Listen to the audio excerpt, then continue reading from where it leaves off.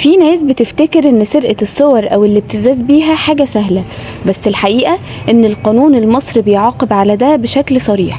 وفقا لقانون مكافحة جرائم تقنية المعلومات، اولا سرقة الصور او استخدامها بدون اذن.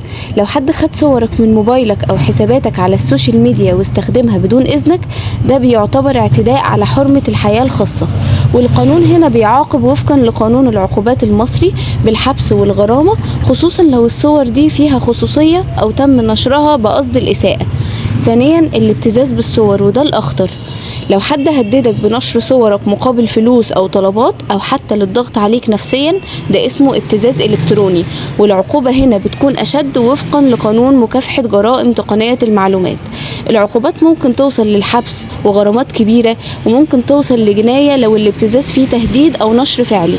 ثالثا لو تم نشر الصور بالفعل، هنا الجريمة بتكبر، لأن ده بيدخل في التشهير وانتهاك الخصوصية وإساءة استخدام وسائل التواصل، وساعتها العقوبة بتكون أشد وممكن توصل للحبس لسنوات.